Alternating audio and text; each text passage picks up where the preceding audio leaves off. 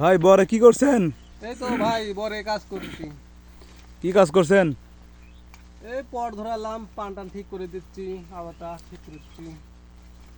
আপনার বর তো অনেক সুন্দর, আপনার পানও একবারে নিখুঁত, কোনো খুঁত নেই। জি জি। পানে কোনো মানে এই যে চিনি পোকা থাকলে আবার অনেকের পান নষ্ট হয়ে যায়, আপনার বরে কোনো চিনি পোকা নেই। আপনি এই চিনি পোকার জন্য কি কি বিষ ইউজ করেন আপনি? চিনি পোকার জন্যে সস্তা আসলে বুদ্ধি। চিনি পোকা লাগলে যে বরে চিনি পোকা লাগে সে বর থাকে না, বরে পান নষ্ট হয়ে যায়, পান খেতাল বিক্রি করতে পারে না, টাকার যে পয়সা হয়ে যায় তে। আমি যখন আপনি আসছেন, আপনাকে আমি একটা সঠিক পরামর্শ দিই।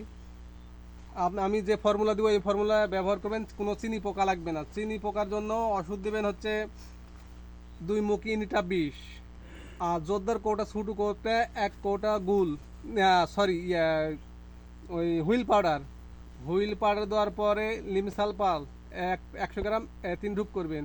প্রত্যেক ঢুপে উপন্যাসও একটা করে শ্যাম্পু যদি দিতে পারেন, দেখুন আমার বরের কোনো চিনি পোকা না, কিচ্ছু নাই, আমার একবার ফ্রেশ। আপনারা যদি এই ওষুধ ব্যবহার করতে পারেন, কোনো চিনি পোকা লাগবে না। আর যদি যদি চিনি পোকা না যায়, আমি টাকা ফেরত দেবো। আরেকটা কাজ করবেন, এই গুল, হুইল পাউডার ইনিটা 20 লিমিসাল পাউডার ঢুপে দেওয়ার পরে মেশিনটা এইভাবে ধরবেন, ধরে পানের তোলা এইভাবে ওষুধ দিবেন, যাতে তামান পানের গাও পর ভিজে যায়।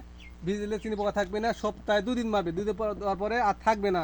তখন আপনি আরেকটা কাজ করবেন, এই অটো কোম্পানির সিলেজিং পাওয়া যায়, ওখানে 100 গ্রাম সিলেজিং লেসে আপনি অর্ধেক 3 ঢুপ করবেন, তার সাথে ইনিটা 2 মুখী করে দিবেন।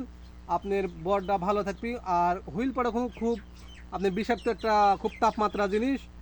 আর সিলেজিং দিলে 2 দিন পরে, আর ওই পানের তাপমাত্রা রাখবে না, পান কোনো নষ্ট হবে না, কিচ্ছু হবে না, আপনার পান ভালো থাকবে। যা হোক, আপনার বরে এসে একটা সুন্দর পরামর্শ পেলাম। এটা যদি কৃষক দেখে অনেক উপকৃত হবে। আপনারা আপনারা সবাই শেয়ার করে দিবেন, ভিডিওটা দিলে অনেক মানুষ উপকৃত হবে।